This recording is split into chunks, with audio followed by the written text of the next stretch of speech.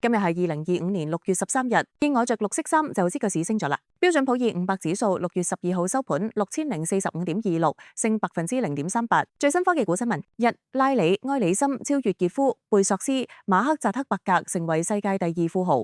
甲骨文、分水嶺時刻、原平台 Meta、亞馬遜、AMZN、甲骨文公司 ORCL 嘅聯合創辦人兼董事長拉里埃里森超越咗傑夫貝索斯同馬克扎克伯格，成為全球第2富豪。而呢一隻驚人咁平嘅人工智能 AI 晶片股，想成為下一個廣通。廣通已經成為人工智能 AI 半導體市場嘅領先玩家之一，因為佢喺特定應用集成電路 ASIC 方面嘅專業知識，呢一啲係為咗執行特定任務而設計嘅定制處理器。對呢啲定制處理器嘅需求已經喺3箱根遠足提供獨特嘅高地體驗，令五感都降溫。日本箱根2025年6月13日，美通社箱根度假村前同別墅 1F 係一間不斷發展嘅度假酒店，坐落喺箱根神奈川縣嘅仙石原嘅自然美景之中，亦係日本酒店管理嘅合作酒店，邀請客人體驗一個清爽嘅夏日度假遊。4. 增強版世界博覽會揭曉2025年奧吉獎得主最佳表演同埋 XR 傳奇。AWE 喺 XR 行業嘅一個難忘里程碑中慶祝創新同遺產。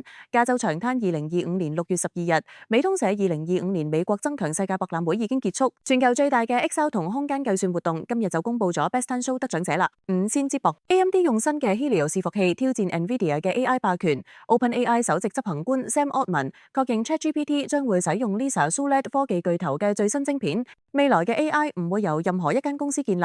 英特爾 INTC 先進微型裝置 AMD 喺星期四，先進微型裝置公司 AMD 推出咗一個新嘅伺服器，表明對英偉達公司嘅 NVDA 係一個直接嘅挑戰。最新國際新聞：一、以色列對伊朗直播中東邊緣導彈襲擊針對伊朗核站，關鍵將軍死亡。新聞間期刊新聞間報道，以色列之後，中東喺全面衝突嘅邊緣上搖晃。呢篇文章：以色列對伊朗直播中東喺邊緣，因為導彈襲擊針對伊朗嘅核站，而重要將軍被殺，首次出現喺新聞互助期刊上。而邱華萊士同馬丁科貝特合作。新聞間期刊馬丁科貝特傳記，馬丁科貝特維基馬丁科貝特係擁有者。